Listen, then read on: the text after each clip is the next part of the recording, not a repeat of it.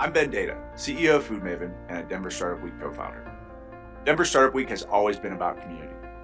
And today, it's more important than ever to show how we can come together to create opportunities out of the challenges that we face. Opportunities for every member of the community. Before we dive in, we want to say a special thank you to our 2020 Denver Startup Week sponsors, who make it all possible. Thanks to our title sponsors, Downtown Denver Partnership,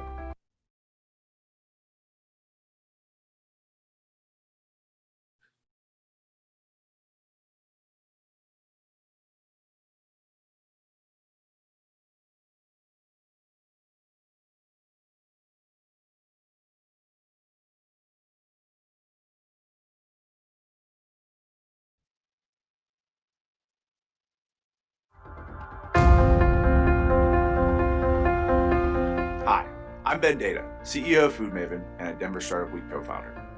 Denver Startup Week has always been about community. And today, it's more important than ever to show how we can come together to create opportunities out of the challenges that we face. Opportunities for every member of the community. Before we dive in, we want to say a special thank you to our 2020 Denver Startup Week sponsors, who make it all possible. Thanks to our title sponsors, Downtown Denver Partnership, JP Morgan Chase, Prologis, and Xero. And our track sponsors who have made all the great content you're hearing today possible.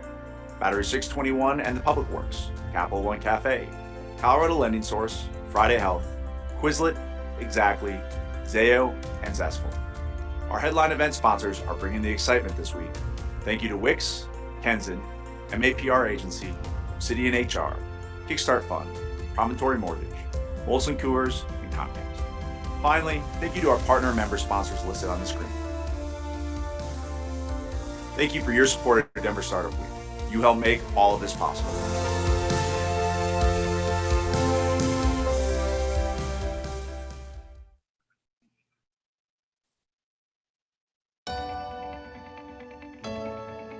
At Zayo, our fiber fuels global innovation.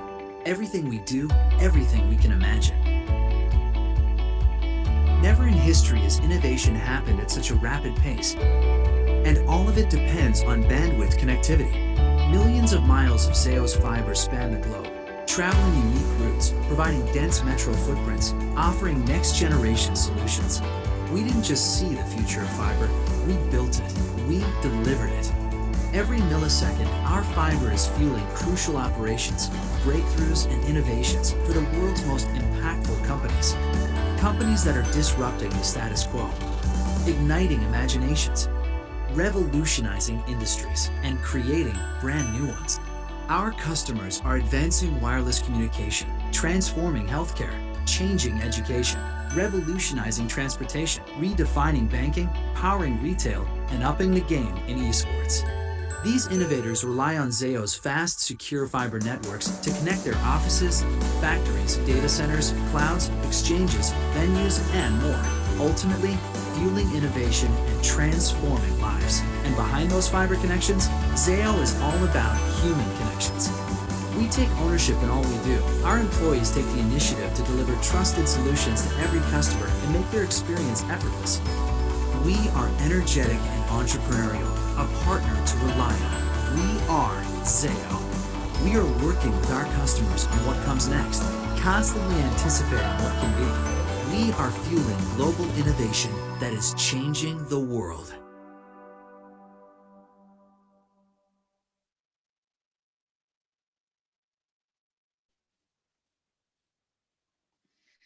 All right. Hi, everyone. Welcome to the virtual Denver Startup Week.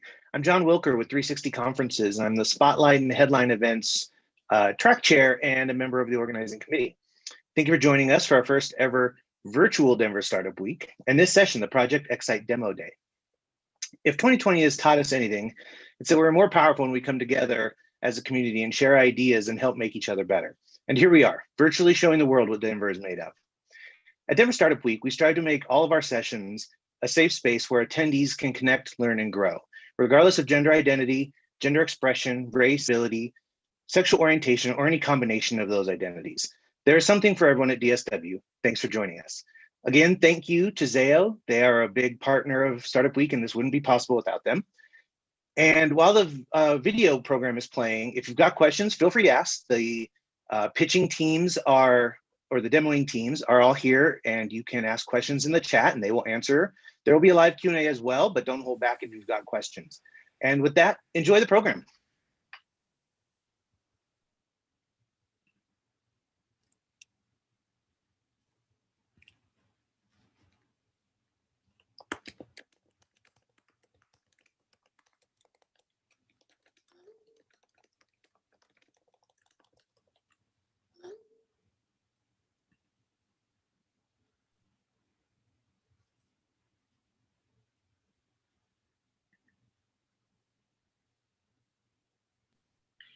It wouldn't be a Zoom meeting without a glitch. Hang on one sec.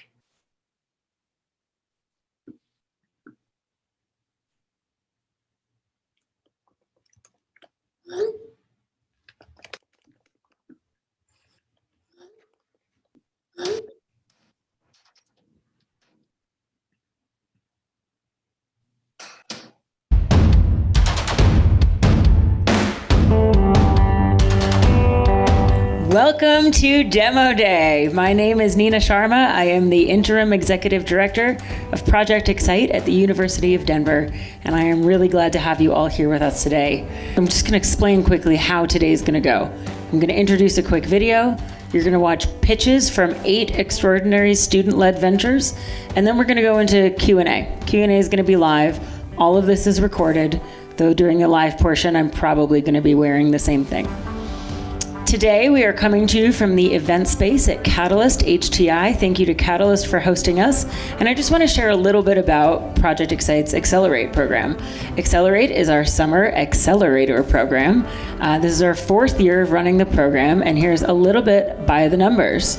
We've got 8 student-led ventures. All of the founders of these teams are from the University of Denver. They range in age from about 19 years old to about 35. They're undergraduates through graduate students from 4 different academic units. We have 19 of those students from 4 different academic units. Over the course of this summer, we had 34 different workshops. Those ranged from marketing, hosted by Olivia Mega-Wallace, who you may have seen throughout Denver Startup Week, to operations office hours and accounting office hours. We did pitch practices. We had tons of workshops to help these students move their companies along. We had 30 mentors who helped us along the way. 16 of those were dedicated mentors that worked one-on-one with student teams on a weekly basis, and the rest came in and helped lead those workshops. We also have 3 funders who we are incredibly grateful to. Those are the Anchor Point Foundation, led by Brad Feld and Amy Batchelor, the Caruso Family Foundation, led by Dan and Cindy Caruso, and Nancy Phillips.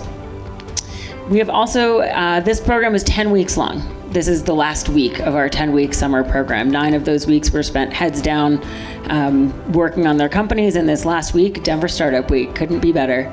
And now, one final pitch. Each of these students has been working all summer, many of them lots longer than that, on their companies, and we could not be more excited to have you hear from them today. So without further ado, a little overview video of our program, and then we'll get right into the pitches.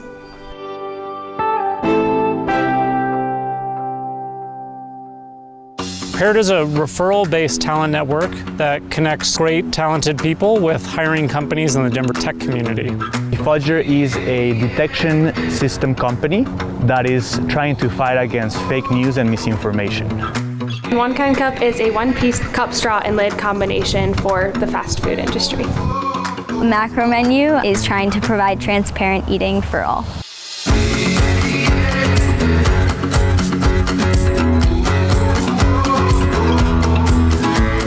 Accelerate is our summer Accelerator program for student-led ventures. This is our 4th year of running the program. It is loosely based off a Techstars model, so we're really mentor-driven. We do a ton of workshops. We have peer mentors, office hours with the X-ITE staff, and workshops every week. And we give students a lot of opportunity to work with each other as well, support each other, and really move their businesses forward over the course of 10 weeks. We are Do Better to raise awareness of sexual violence on college campuses. This is the Village Institute. We are a live, learn, work center for refugee women and their families. My name is Tim. I'm working with Tim's Jigs, and I hope that you get jiggy with us. Project X-ITE is exciting because it gives you an opportunity to do something that you can't actually get out of any of your classes. Any of the elements that go into startups. From legal stuff, accounting. Like ideation or marketing. Practicing our pitch and delivering it to a broader group will give us some great feedback. How to raise money, how to manage a team of people. With mentors that have been incredibly helpful to challenge us at important moments. You know, those connections, those resources has made a world of a difference and really pushed us to move a lot quicker. We were able to turn this movement and this high energy into this sustainable organization so that we can do this work for years to come. It's been great to be able to utilize the resources to meet new mentors. The insights that we've gained have been massive and extremely helpful. We're a Headwind and we're building software for commercial 3D printers to work like magic. The other big thing this year that's different, it's the first year that the program is about 98% virtual. So this year, we've been able to host about 3 workshops a week over the course of 9 weeks to help students move their companies forward, which is something I don't know that we would have been able to do if we were not fully on Zoom. So I'm a little nervous to give the pitch today. Pitching isn't really my favorite thing in the world. definitely terrifying. Butterflies are part of it, but we're working every day to mitigate that. I like doing it, and I like everyone here, and so it should be a really fun time.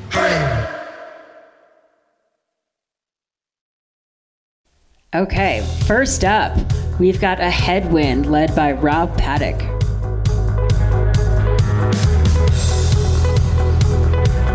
Hi, my name is Rob Paddock, and I'm the co-founder and CEO of A Headwind, and my company makes 3D printers work for businesses. 3D printers are great, sometimes, but for the vast majority of cases, they remain unreliable and difficult to fix. I've experienced this frustration personally, but so have large companies like GE and Siemens who have expensive printers on their factory floors going unused and losing money. So we're fixing this. Our SaaS product connects to most any existing 3D printer on the market, and it does two things. First, it acts as an early warning detection system and actually detects when the printer is going to fail, and it pauses it before it does. And second, our software makes it so easy for engineers to come and troubleshoot the printer when it's paused. It's seriously so easy, a 5-year-old could do it. Okay, maybe not a 5-year-old, but a 6-year-old for sure. Our product is simple. We have off-the-shelf, affordable hardware and sensors, and we combined it with our custom software that looks like this. And the powerful thing here is that it connects to most existing printers that companies already have.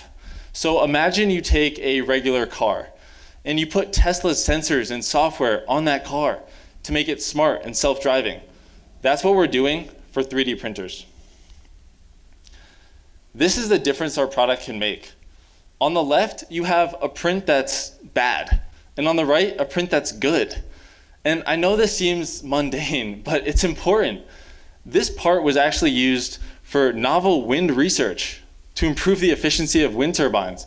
And the research that we made possible can potentially save billions in renewable electricity costs, but it would not be possible with the faulty 3D printed part. Over the last 6 months, we've gone from almost $0 in revenue to now over $25,000 in revenue, and we're continuing to grow. And now we're entering a $1.8 billion market, which is the 3D printing software market. What's interesting here is that companies are eager to adopt 3D printing technology to save time and money. And when they do, they're going to come to realize the problems that exist. And when they do realize that, we're going to be positioned extremely well to help them as customers, but also capture that value and market share. So we're starting with 3D printing, but that's not where we're ending. 3D printing is not the only process that's plagued with these similar issues. And we want to change the way we as humans manufacture and make things. Again, we're starting with 3D printing, but we want to go much further than that. Today, when you design anything and you want to make a product, again, you start with the design, But before you reach the final product, there's this convoluted list of steps that are timely and expensive and horrible. We want to create a future where you have a design for a product, you push a button, and you get a final part. So for all you Star Trek fans out there, this is the Star Trek replicator. And you type in what you want, and it's materialized in thin air. Now, we're not going to be able to get here, at least in the next few years, but we're going to try our best to get damn close. I dropped out of college to learn intimately about manufacturers and the problems that they have. And I know how to sell to them. And my partners, Jacob and Isaiah, together have a combined 10 years of experience building and rebuilding and fixing 3D printers. And on our team, we have expertise in robotics, control systems, and IoT. And Jacob and Isaiah actually founded and now run the innovation space at the University of Denver. We're ramping up to start our seed round to raise $500K. And this is so we can close on our first 50 customers, continue to refine our product, and continue to validate our failure data acquisition model, which is used to train our algorithm. If you guys want to help build the future of manufacturing, or if you have questions in general about what we're building, please reach out, or you can find me in the breakout rooms after. Thank you. Thanks so much for that, Rob. Next up, we have Ellie Edelman, who is the founder and director of the Village Institute.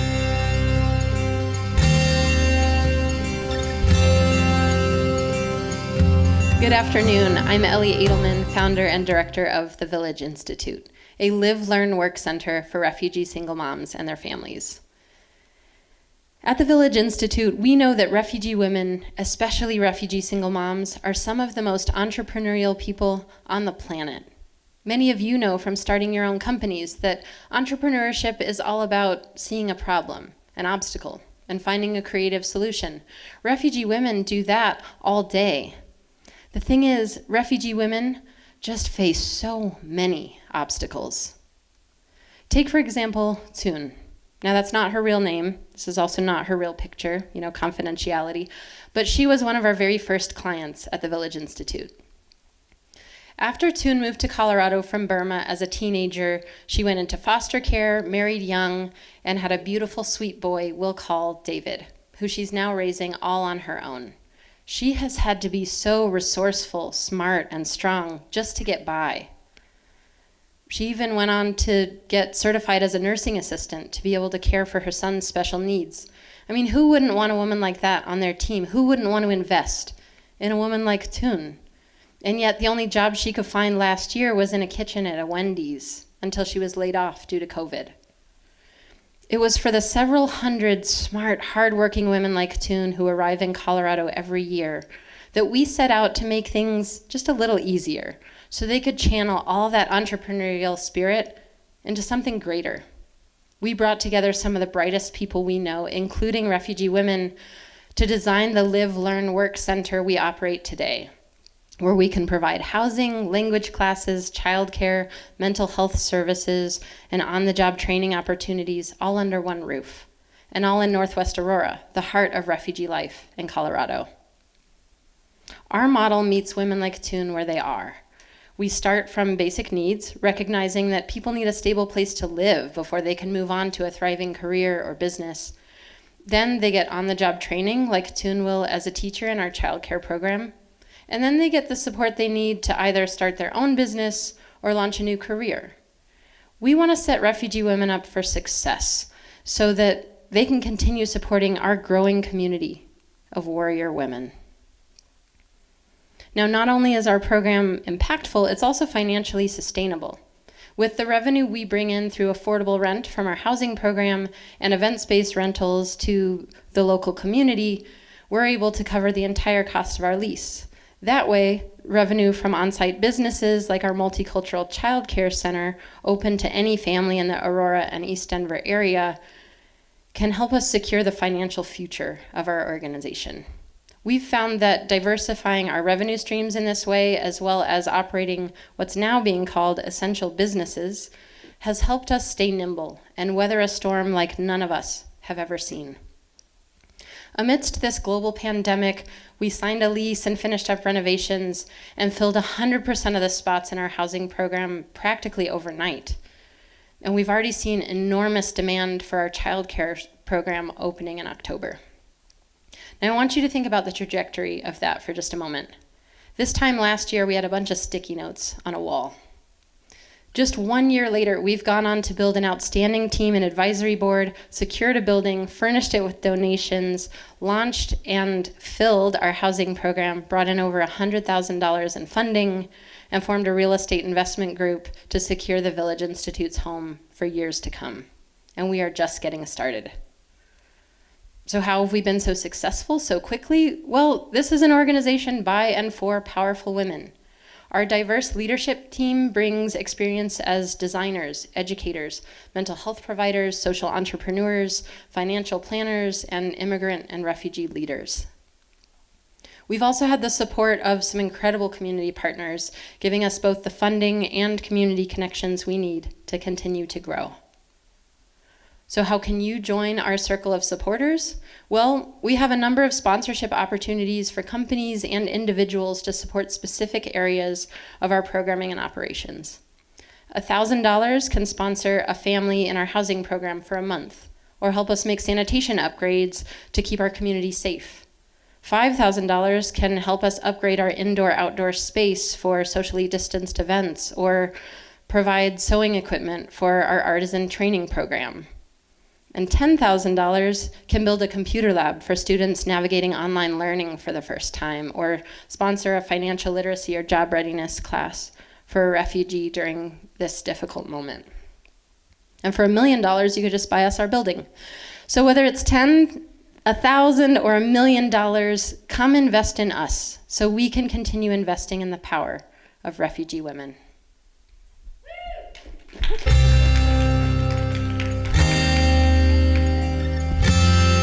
Thanks, Ellie. My favorite story about Ellie is that she came to us 2 years ago with a very loose idea saying, wouldn't it be cool if we could put together this village? And now it's up and running, and it is very cool. Next up, we've got Tim from Tim's Jigs.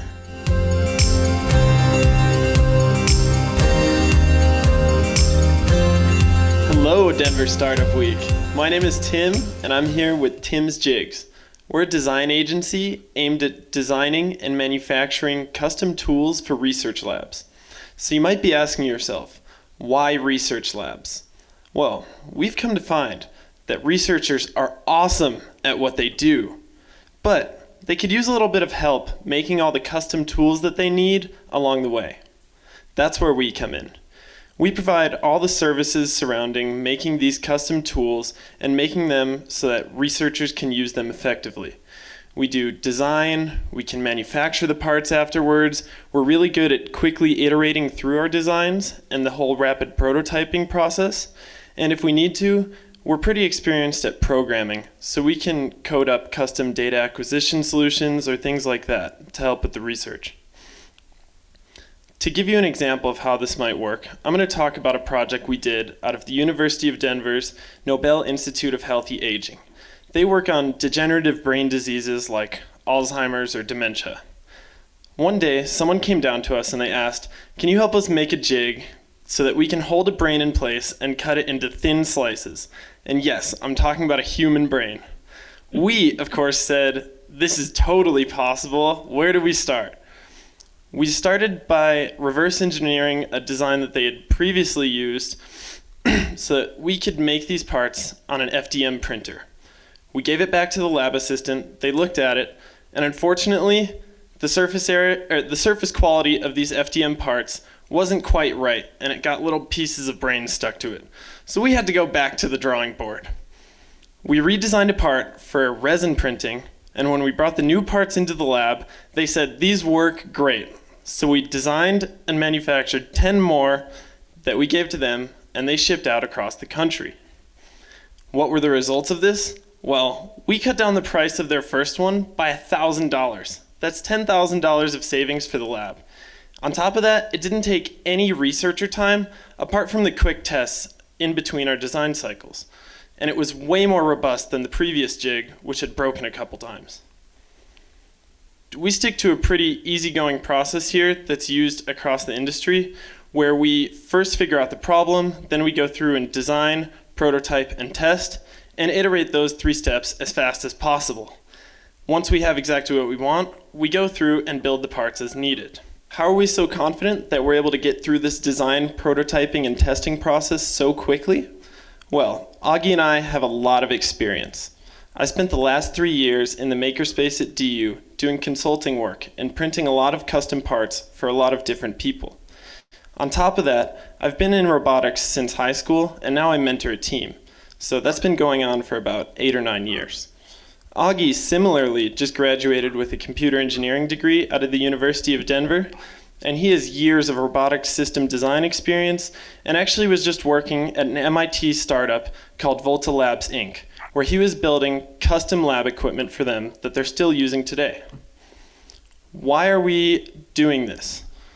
Well, we're pretty confident that all these niche tools that we're making for cutting-edge research today will continue to grow and become the standard tools of tomorrow's labs as research pushes out its boundaries and continues to conduct more and more experiments on these topics. What we're asking you today is to get jiggy with us. I want to know if you know anyone that knows researchers or lab operators, or maybe even just companies that are developing unique products, or even just people with good ideas, so that we can continue to build up our resume of products and gain experience with this whole process. Thank you very much, and I look forward to talking to you in the breakout rooms afterwards.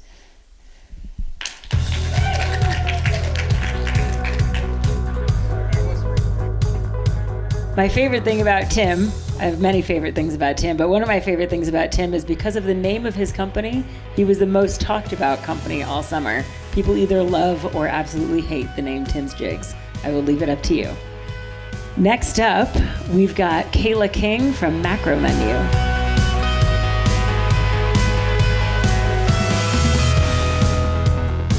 Hi, my name is Kayla King, and I am the CEO of Macro Menu. This is me, about 3 weeks ago when I went out to a restaurant, told them I had celiac disease, and they ended up giving me gluten. And you would think that this wouldn't happen nowadays because all of the information out there about gluten allergies. But no matter how careful or vocal you are about your allergies, it still does. And it's even worse for those that have less common allergies that are the same, if not even more severe.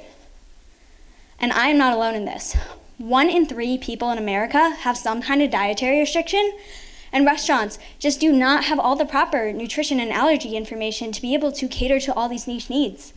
And while this lack of information for me resulted in just throwing up for 5 hours, for others, it could literally be life-threatening.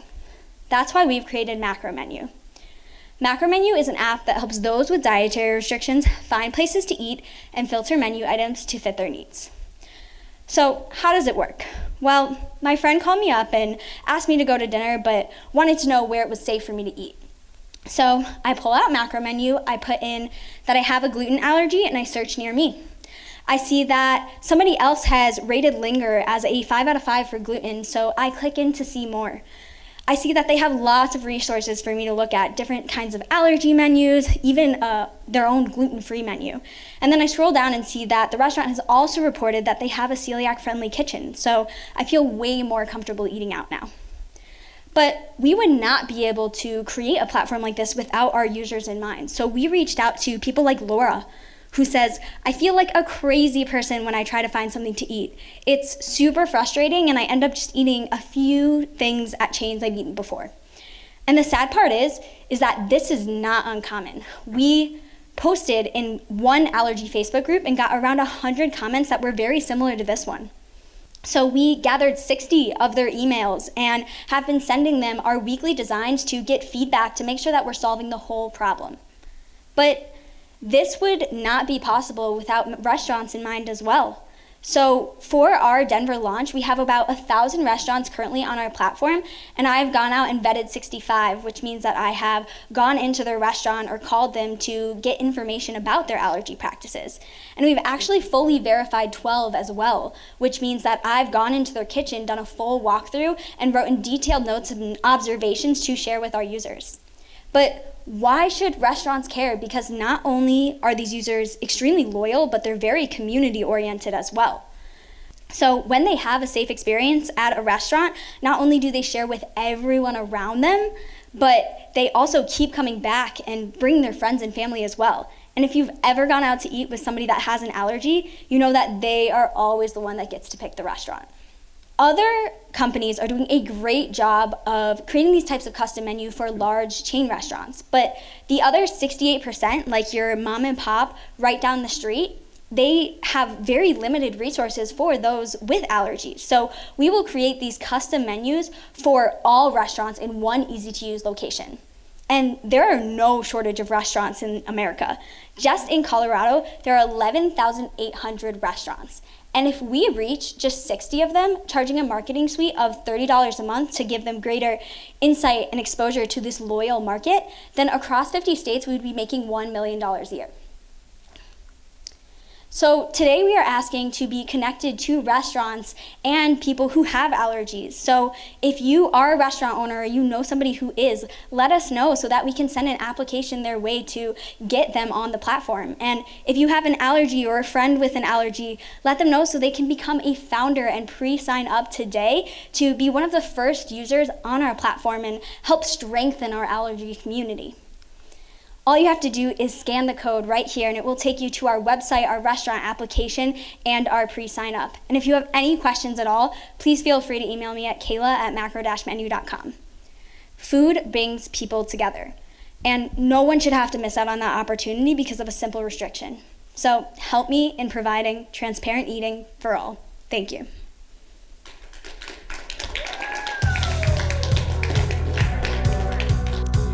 I've personally seen Kayla pull a manager over to the side at Topgolf to talk to him about his menu while we were all golfing. She is the real deal. Next up, we've got Patricio Gilly, who is the US lead for a company called Defudger.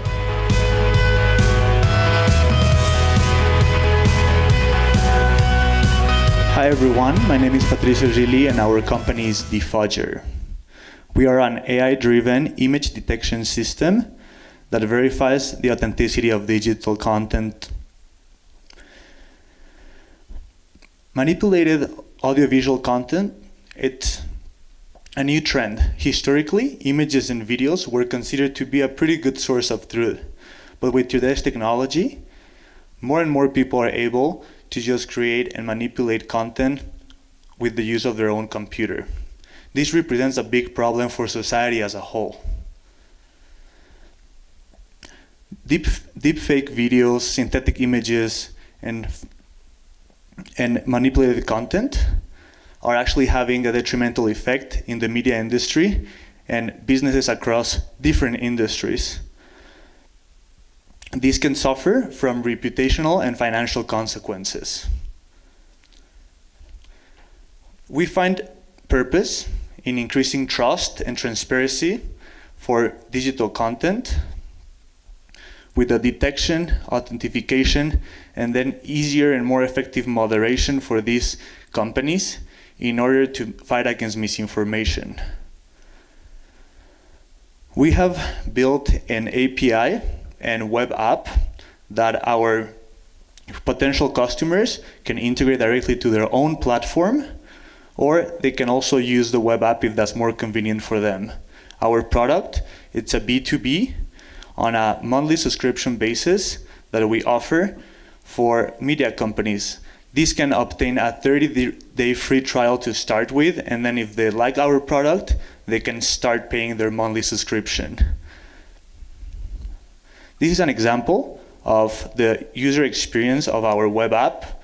Here is an example of a fake image that has been run through all the algorithms in our system, and we can see there is high risk for using this image as a real one. On the right side, you can also see the specific pixels that have been modified. On a second example, this is something we call shadow fakes. These are real images, however, used in the wrong context. Our reverse image search algorithm allows us to very easily pinpoint some of the metadata of the image. In this case, we know that it was first published in 2014. So this is, again, another example of how images are used in wrong context.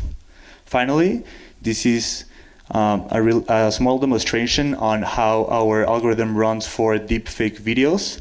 As you might see there, Nicolas Cage's face is put in that video. Our development team has successfully built an API and web app, which has been validated for over a year by some of the major media companies in Germany. We have surprisingly achieved really high levels of accuracy, which are above the 80%, which are an industry standard. Our team, it's very diverse in terms of cultural backgrounds and expertise. Some of us, like the CEO, Christoph, and I, have experience in media and production, whereas the rest of the team is more focused on the development, and they have expertise in computer science, but more specifically computer vision and algorithm development. Not to forget that some of the most important people throughout our journey have been our great advisors and the organizations that support us here today, like DU. So it's really important to thank them, and I don't think we could be here without them. We're currently raising $1 million in order to cover some of our expansion costs, like increasing the amount of developers in our team, getting some new software and hardware, which are very important for the growth of the company. The world needs more solutions like Defudger, and we need people like you in order to help fight against misinformation. Thank you so much, everyone, for your time today.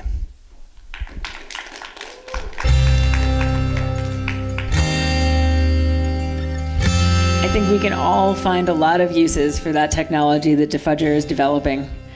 The next one we've got up is a company that many of you may have seen before. It's called One Kind Cup. They were one of our teams last summer as well, and they're also the winner of the TIE Denver University Pitch Competition here in Denver.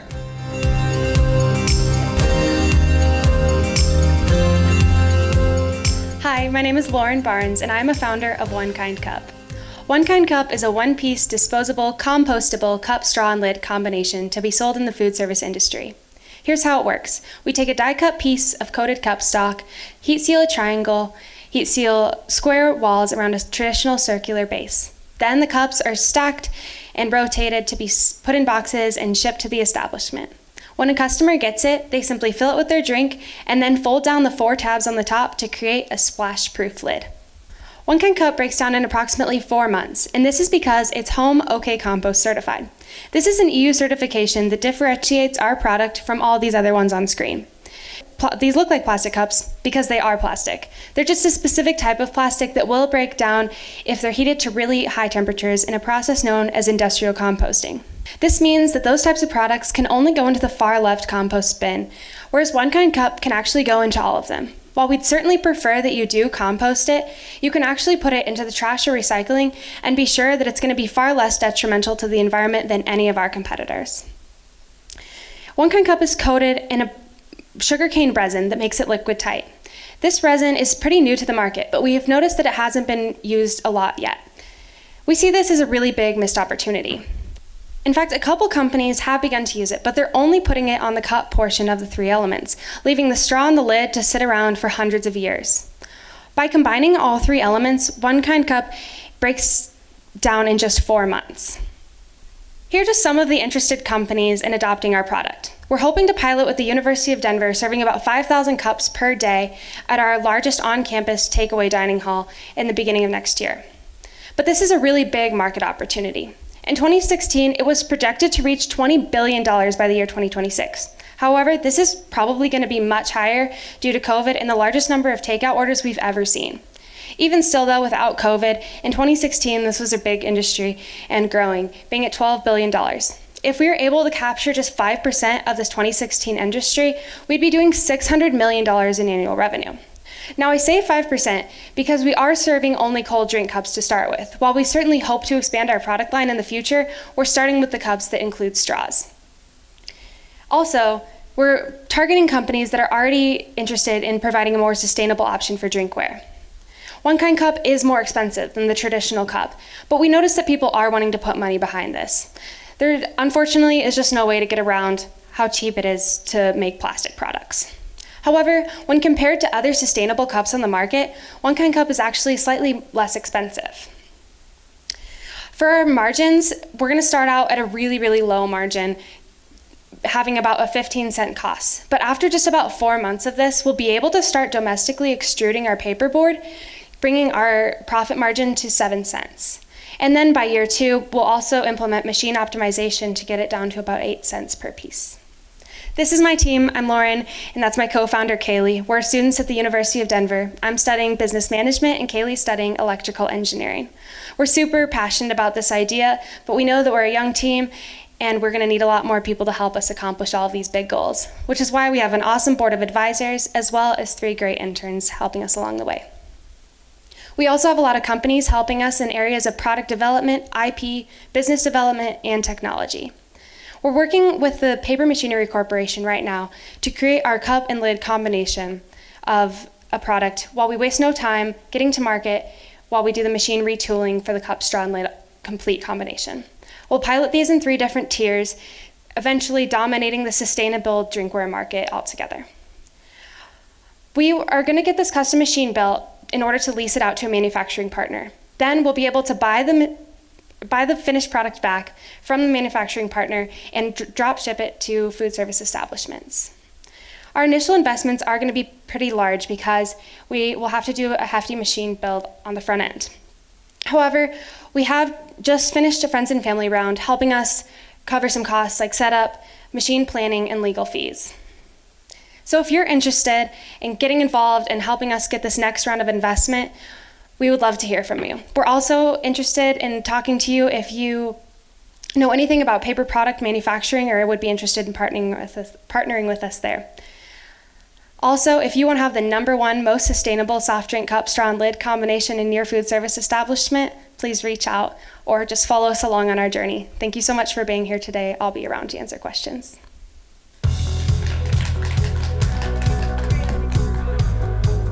Thanks so much for that, Lauren. Next up, we've got a face that's going to be familiar to many of you. Rye Finnegan is the CEO of Paired, and he used to run Denver Startup Week. He's a student at DU now, and I can't wait for you to hear about his new company.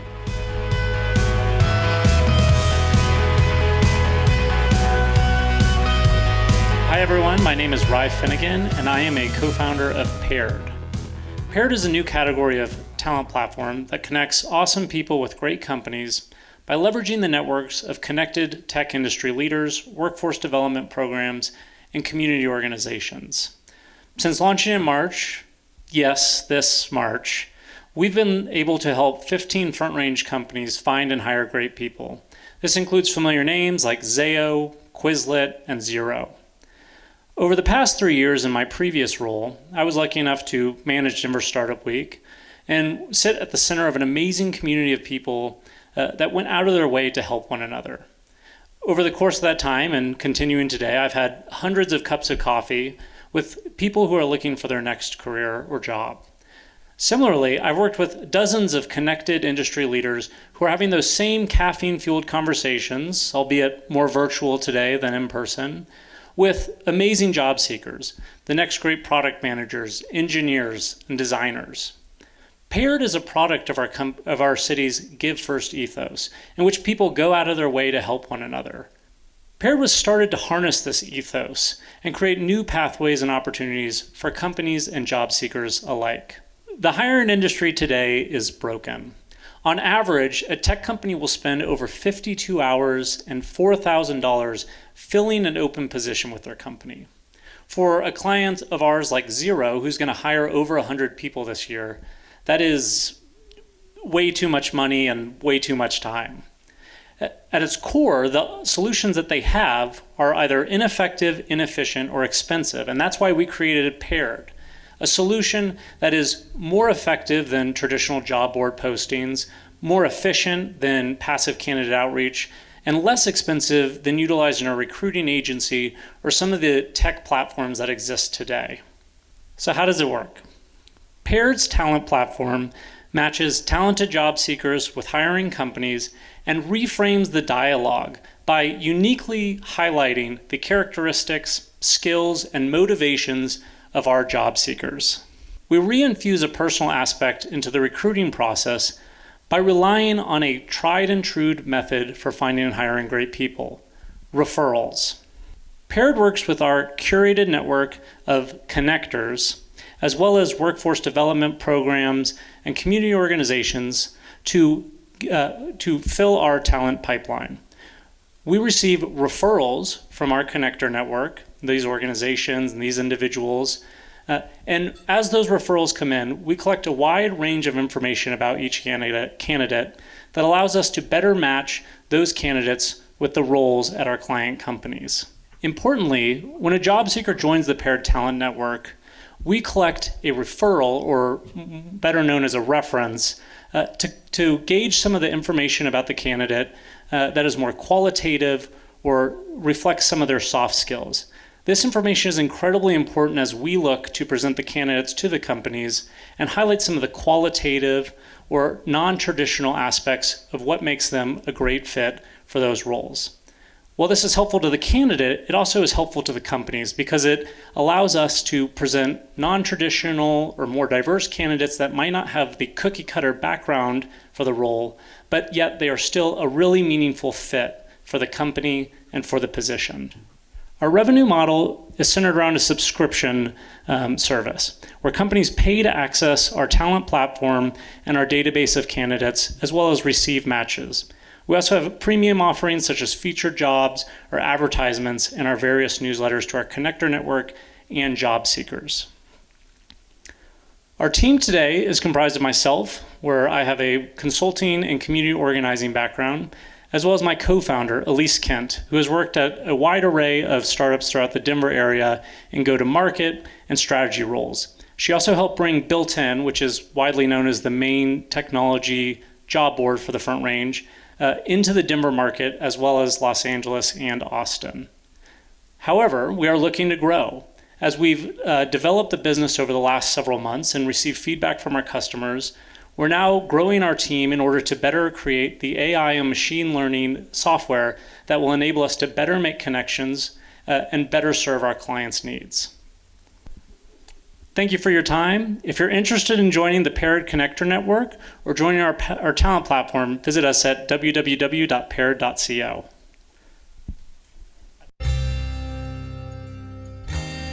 Last but certainly not least, we have Grace Wankelman from the Do Better campaign. One of the most extraordinary things about this team, and there are many extraordinary things, is that they just met in January.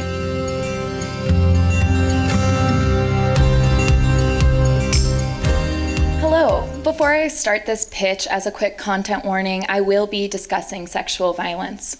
If you need any support, resources can be found at our website for survivors and their loved ones. So my name is Grace Wankelman. I'm the co-founder of Do Better, and I'd like to begin this pitch by sharing my story. About a year ago, I was at a house just across the street from the University of Denver's campus. I was drinking a cup of water that I had poured myself, and I was hanging out with the friends I hadn't seen in a while. And that's the last thing I can remember before I woke up in the emergency room. I was panicking because I didn't know where I was, what happened to me, or who did this to me.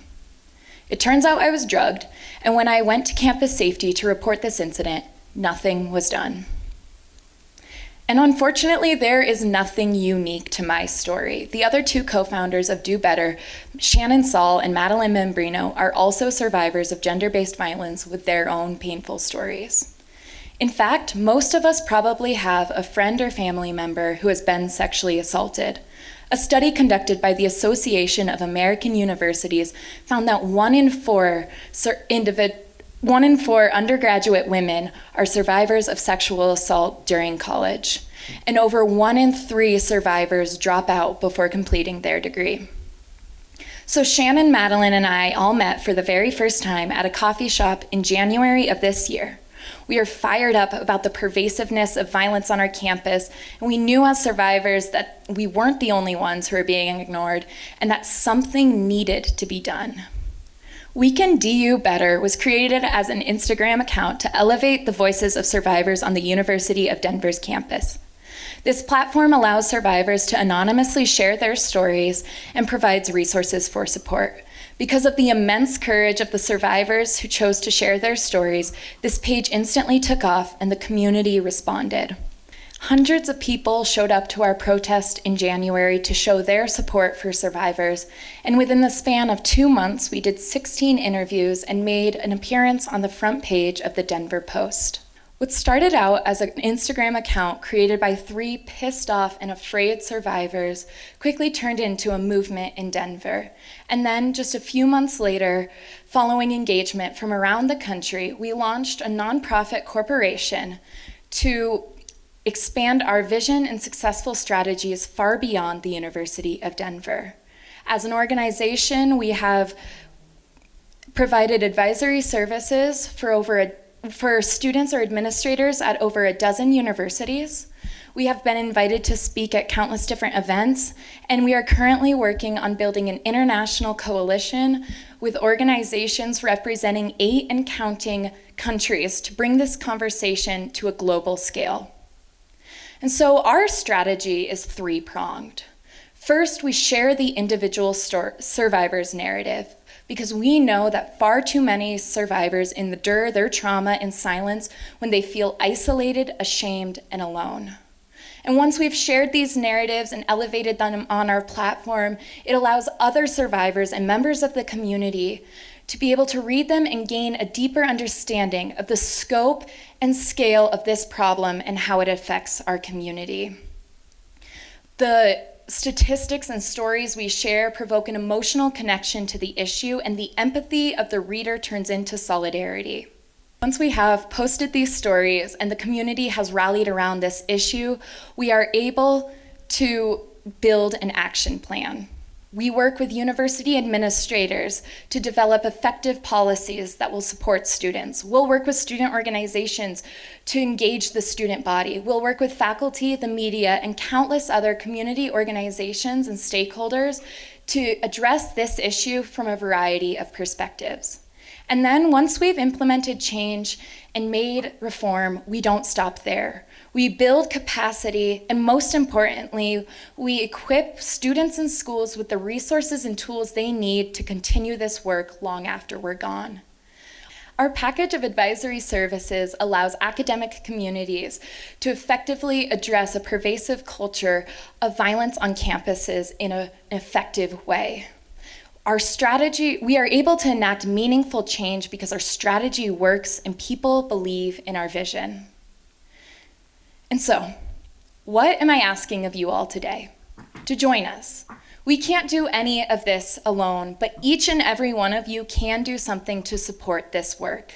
We are currently looking for academic and organizational partnerships, and we are also looking for advisory services in legal and accounting, and so any introductions would be incredibly beneficial. The most impactful resource you could contribute is your time and money. As we are all college students or recent grads and resources are very limited, any contribution you can make would make a significant impact on our organization. And so as I leave today, all I ask is that you think to yourself, how can I do better? And then go out and do it. Thank you very much.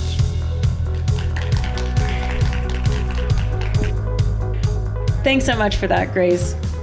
And thank you, audience, for tuning in today and watching these 8 incredible pitches from our amazing students. If you're interested, we are going to switch over to the live Zoom feed now, where you can meet with each of these teams in breakout rooms. So without further ado, see you on Zoom.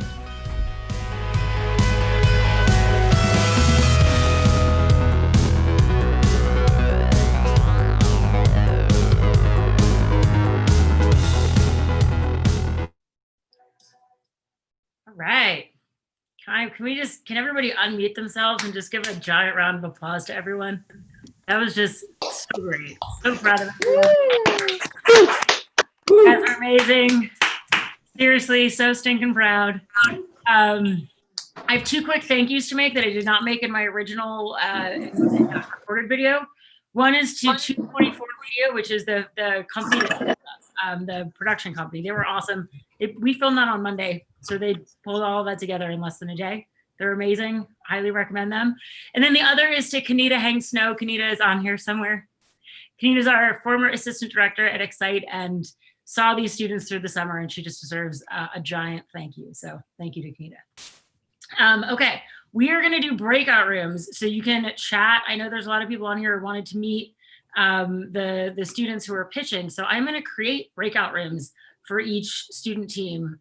And you guys should be able to hang on, no, I can't do it. You guys should be able to join, or you can let me know what breakout room you want to join just in the chat. Brooke, I think we actually do need your help creating the breakout rooms. You can do 8 of them. That would be awesome. We're trying to figure this out. Or if you can't stay for some reason and want to chat with someone, drop in the chat who you want to talk to, and we will put you in a room, in a breakout room with them. That would probably be the best. Perfect. Yeah, I can create them. Just drop in the chat where you want to go, and then we can go from there. Cool. Can you just create one for each of the team? You can just make them one for each of the teams, and then I'll start moving people around if that works. If I'm able to do that. Sorry, guys. Of course, you know, Zoom, we're still trying to figure everything out.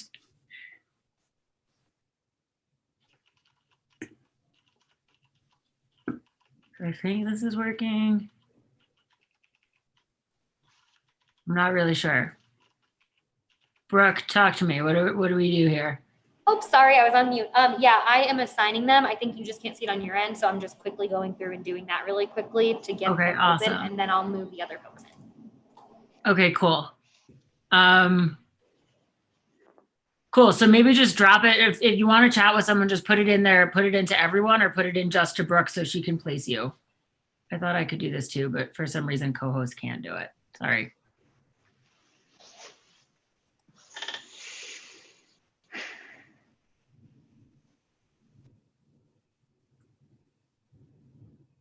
Okay, not sure what's happening. Okay, I just opened them, and now I'm gonna move the other people. Okay.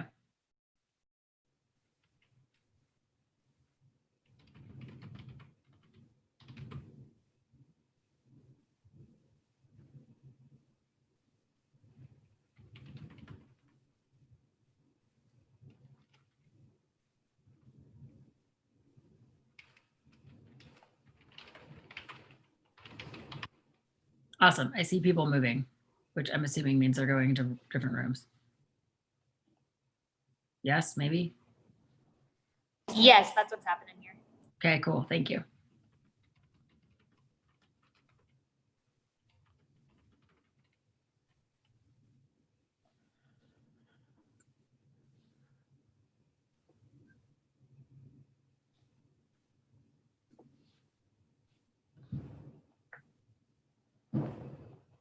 How's everyone doing? We can just chat amongst ourselves here. You guys all did an awesome job. How you feeling? Doing good, Nina. Okay. Thank you for everything you do. Oh, well, you're so welcome. I'm making you start your video so people can see your face. There you go. There we go. Awesome. Okay, cool. So I don't know if are we down just to us? Brooke? Yep, we sure are. So is this all the people that are left, or is everybody else in breakout rooms? They're in breakout rooms, so these are just the people that I haven't assigned yet. Got it. Okay, so I just couldn't see so if there's a breakout room that has, the functionality is kind of funny because I thought as co-host I could place people, but that didn't work. I know, I thought so too. That's how it was. Yeah, it doesn't even give me the option. That's why I was like, wait, what? Okay, so everyone's in a breakout room. So yes. are some people alone in their breakout rooms? No one is alone in a breakout room. Okay. Shannon needs to go with the Do Better team, or did you not have anyone in there? Yeah, we were just in the wrong group. Oh, the did I three do of the us wrong were one put too? together. Which one were you supposed to be in? I'm sorry about that. Do Better. Do Better with Grace.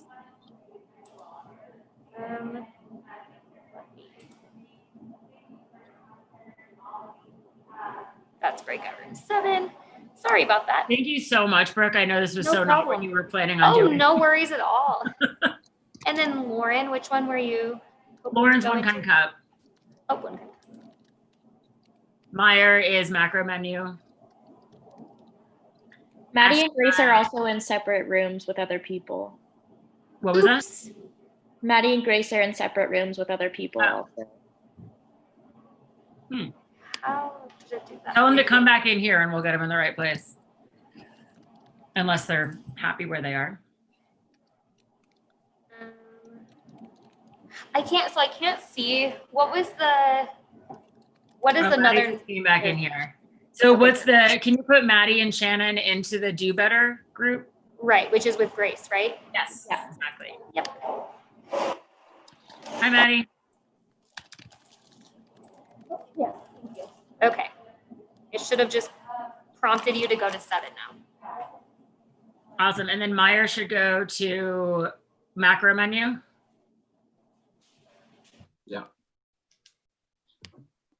It's not saying that you're available to be moved into a room for some reason. Then Meyer's not? Yeah, I'm so sorry, Meyer. I don't know. Oh gosh. Should I try and join back on the call, Nina, or? Maybe. Here, let me try something else here. See if Okay. that asked you. Did a prompt come up? No.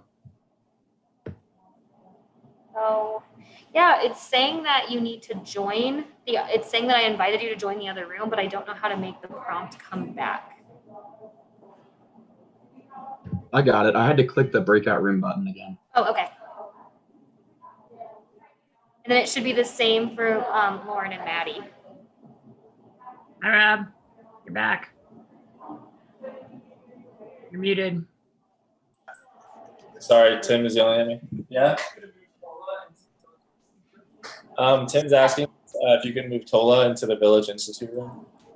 Tola has to come back here to be moved. Tell her she has to You can leave. move the him. breakout room. What room does he need to be in? No, we're just told her to come back onto the main Oh. screen and get moved in. I feel like that's how that works, right? Tim. Lauren's back. Lauren, what happened? That was Do Better. Oh, so Lauren needs to be in the One Kind Cup room. There is one. Oh, okay. I'm sorry. That was And if I could join the macro menu room, that'd be great. I think I put the wrong one. Hey, how are you? Good, how are you? Okay. I was in the wrong breakout room. It's been a while. 3. Okay, perfect. Dan, if you click on breakout rooms, you should see that it should prompt you to move to the other room. I see room 5 assigned to, but I'm pretty sure that's where I came from. Yeah, you'll be going to room 3. Does it give you the option to do that? It says not joined. No, it says I've assigned breakout room 5.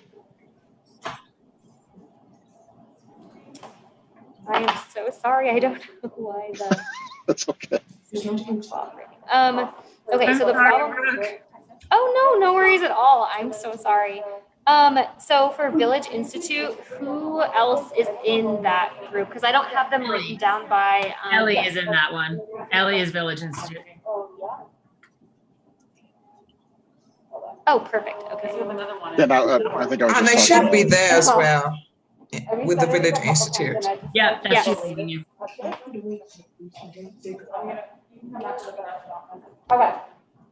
Yeah, so it's saying that Lauren is in the One Kind Cup room, but is not joined for some reason.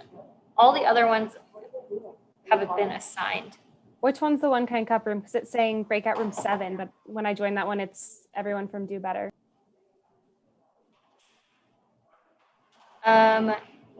Who else is supposed to be in the One Kind Cup room? Kaylee. Lauren and Kaylee. Not Kayla, but Kaylee. Yeah, so that's breakout room 4. It's not giving you breakout room 4. Let me try one more time. No, just breakout room 7. Does it still say that? You got it. Okay, perfect. Bye, Lauren. Sometimes if I do just a little refresh, it works. Well, and then can you get Tola into Omatola Williams into the Village Institute with Ellie? Yeah, it shows that she's been invited to that one, but just has not joined. So let me just try again. I wish it would let me help you. It's okay. I'm sorry. Myer's back. Wait, so Dan and Meyer both need to go into the room with Kayla King from Acromenu. Yeah. Thanks. Yes. Hi, Meyer. Which is breakout room 3. Okay.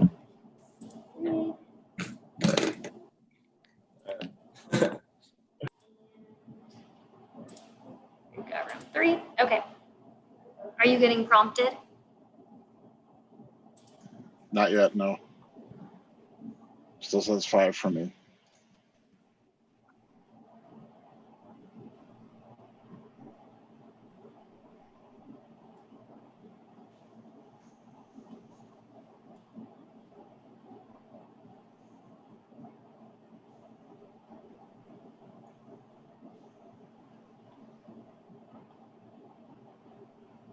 Try clicking on breakout rooms again.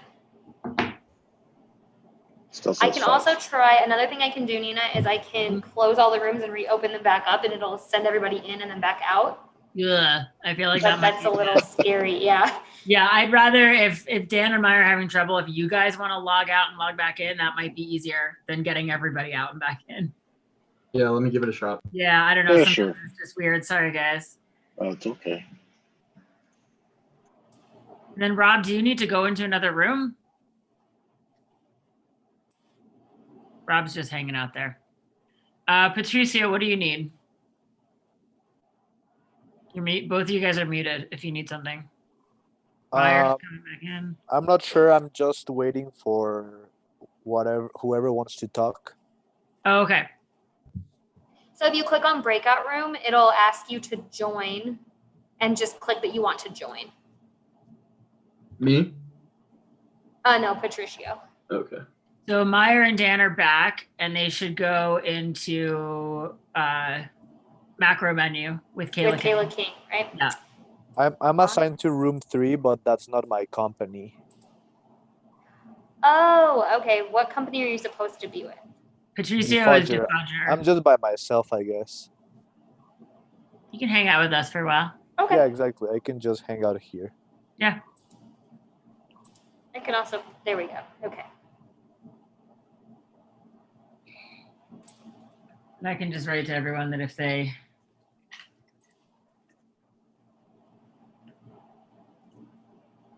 want to move to a different. Okay, and then Jennifer Membrino. I'm guessing Jennifer Membrino is related to Madeline Membrino, and she should go into the Do Better campaign. Okay. With Grace and Maddie and Shannon. Yeah, breakout room 7. Perfect.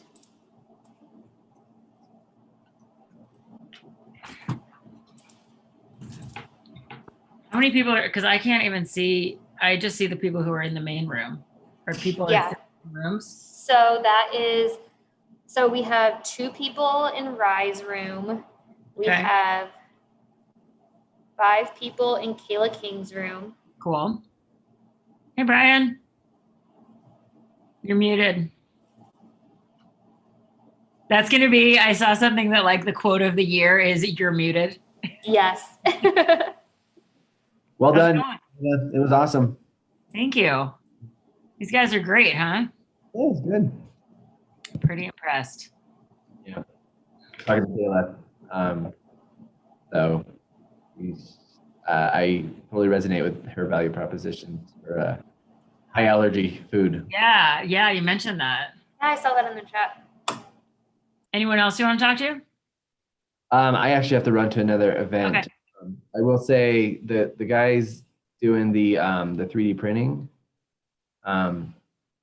there's a company in. Rob, he's actually right here. You can talk to him directly. Oh, there you go. You want to? Come on, Brian. You want to send me to a breakout room, or can I just say this really quick? You guys can just talk here. It's easier. Okay. There's a company in Boulder called Link 3D. Do you know those guys? Yeah. So a good friend of mine, James Dudley, is an investor who's connected with that company. And then I actually know the president of that business. He's not the founder, he's just the president really well. So if it'd be interesting and helpful, I'd love to connect you with those guys. I'm sure they'd be interested in what you're working on. Absolutely. If you want to drop your email in the chat, I can kind of follow up on this. Yeah, let's do that. Make it easy for you.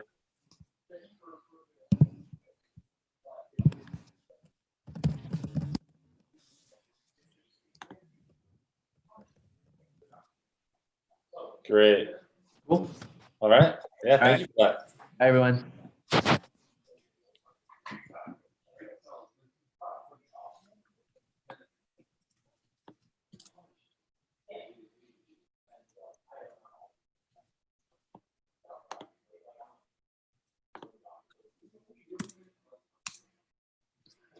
Cool. We've got a Rebecca here waiting to come in. I'm wondering if that's Rebecca from.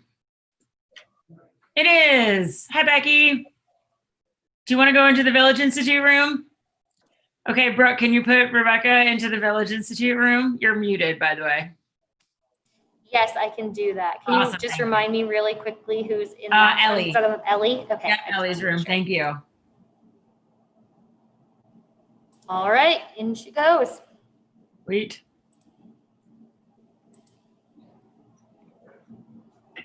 Rob, what's up?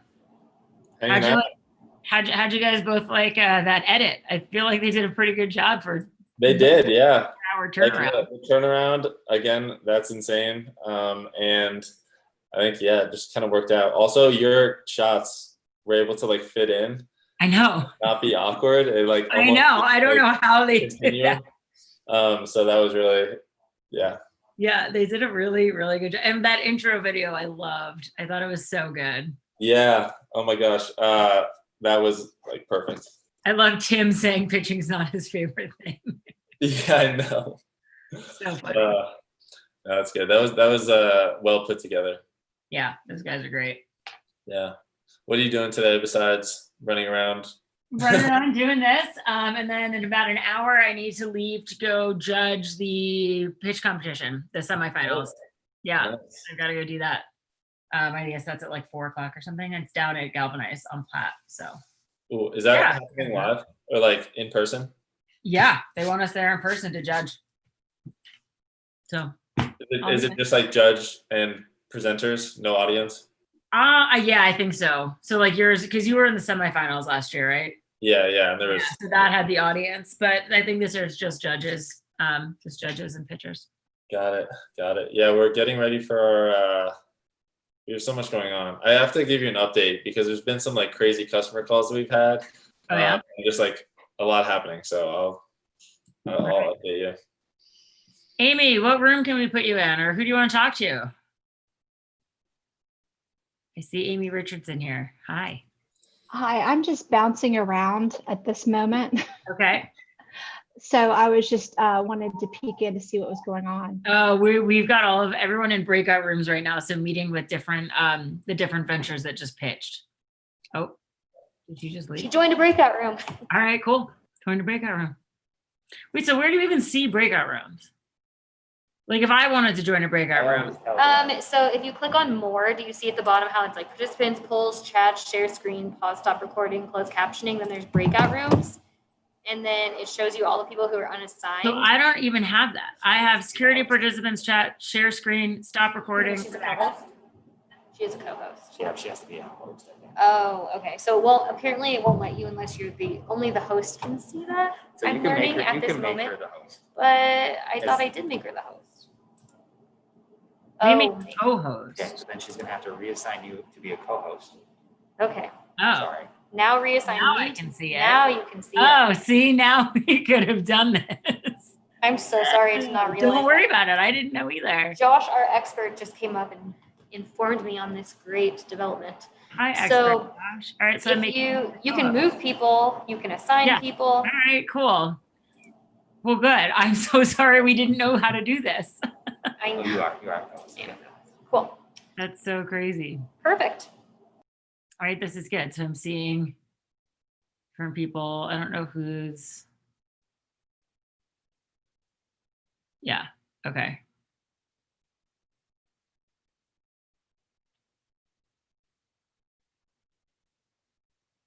Okay, so we're kind of down mostly to just us. I feel like the breakout rooms are just awkward and people are like, I don't know who to talk to, and then they just leave. But, you know, I know a lot of people were watching. People were writing me that they were watching on, can I just unmute you, Rob? Oh, sorry. People were texting me telling me that they were on YouTube watching us. So that's good. Yeah, no, Jacob mentioned something about people watching on YouTube. Yeah, I I don't know who saw they are, but in the Accelerate Slack there was a comment. Cool. Yeah, I don't know who Dan Bierman is. I can just close out rooms in like a minute. I think that would work. Probably. Can you throw up, you can usually throw up a time warning for breakout rooms? Yeah, I can just do a broadcast message. Yeah. Ooh, are you gonna be able to send this recording out? With the breakout room part or the video that I showed? Oh yeah, just the video. Yeah, the video I'm gonna upload to YouTube and I'll send it to you guys. Okay. It'll just take a little Yeah, while. it does not record breakout sessions, we learned. Okay, cool. So we'll never know what they talked about in there. Probably good. Probably good thing. Yeah. Anything else with you? Did you update Nina? On what? I don't know. You're just saying that we've had some customer calls. Oh, I can do it quickly now, I guess. Yeah, Nina, you want a 30-second update? Yes. So yesterday we had a call with Ingersoll, who makes the world's largest 3D printer. Okay. They're like a massive company.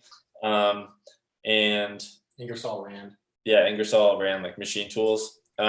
Basically, they're interested in what we're building. We're going to send over some documents. They're going to talk internally, but we're kind of moving forward with them to put our software on their machine. So cool. Is your revenue model licensing, or what's your? So like medium term, yes.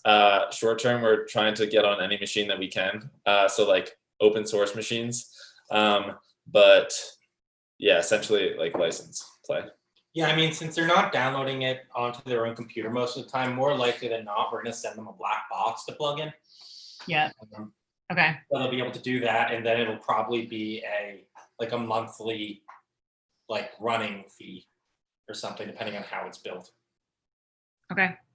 Yeah. Cool. There's so much that's happened in the last week that has shifted. For instance, like now we can connect and work with virtually any 3D printer because of the way we're going to do the software.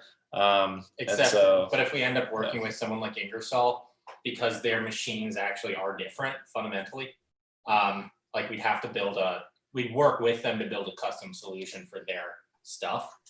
But the interesting thing about it is, other than the increments in some of the nuance points that are different, we're using a different extruder, what happens is the same. Yeah. And then the other kind of quick update. So Jim connected us to Jenny. Yeah, I won't say the name again, but he connected us to someone basically who's been in the 3D printing industry and is kind of intertwined with some accelerators in Colorado. And so we've been able to talk with her and bounce ideas off of one another. And she's been incredibly helpful, bringing clarity. I think she's the first person that we've actually talked to who comes from the 3D printing world historically. That's cool. From the business side. I'm gonna quickly pop into the other rooms. Sorry to leave you guys hanging. Just see how people are doing. Okay. Should we stay until stay just for another 5 minutes if you don't mind. I just want to get everyone back together for just a quick goodbye. So just hang tight. Yeah, sounds good. Thanks, Nina. Yeah.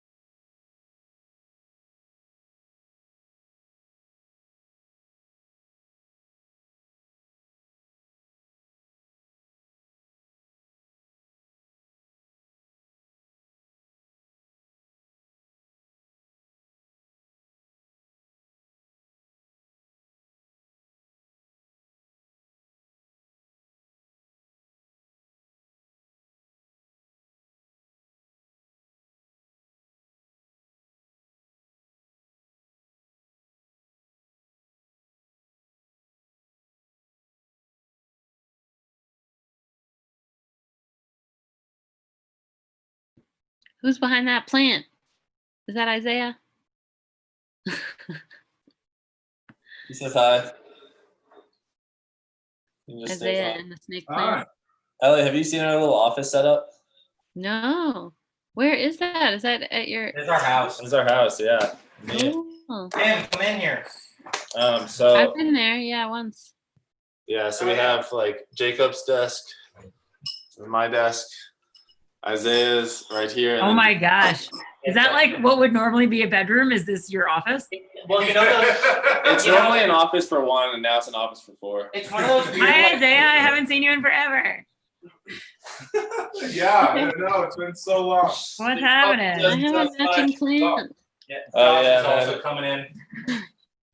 Awesome. Welcome back, everyone. I just want to say thank you guys for, thank you to everyone who's not one of the student participants for showing up and asking questions and being really engaged. I hope you guys shared contact information and all of that, but I think I know most people who are on the call. If you need to get in touch with me for any reason, probably the best way, I will drop my email in the chat. But otherwise, I just wanted to say thank you to all the students for everything, for an awesome summer. You guys are amazing. I'm in awe and I'm proud and I'm humbled and you guys are just the best and I'm totally not gonna cry, I promise. So thank you. Nina. That's all I got. Thank you. Thank you, Nina. If we were all in person, I would totally take you out for drinks and I wouldn't even pay attention if you were using a fake ID. But Lauren's like, I'm not okay. But perhaps another time. You guys are amazing. So excited. Thanks for everything, Nina. Ellie, good luck in the pitch in an hour. Yeah, join if y'all are free at 3. I'm competing in the nonprofit pitch competition, and you can vote with your dollars, and that will go into our. Here's here. I'm sending you the link. This is what Ellie. This is where Ellie is pitching in like a little bit, right? Half an hour, yeah. In half an hour. So Is this a live pitch? Go cheer on Ellie. That's a live. And if yeah, she live wins, she gets Oh, into awesome. the semifinals for the Denver Startup Week pitch competition. Oh, So, no pressure. a lot on the line. Awesome. You guys are the best. I love you tremendously. Thank you for everything. Nina, can you put Thank that? you. Oh wait, can we do a group chat? I want to do a screenshot. We gotta do a screenshot. Everybody put your faces on screen. Brooke and Ashley, you too. We'll see your faces and we're gonna just screenshot. Okay. Everybody smile. Smile like you mean it. There we go. Awesome. Thank you guys. Bye. Thank you. Bye. Thank you for everything you do. You made this so much special. Thank you guys. Thank you. Seriously. So good to see you all. Bye, Nina. Bye. Thank you for being here. Brooke, thank you so much for everything.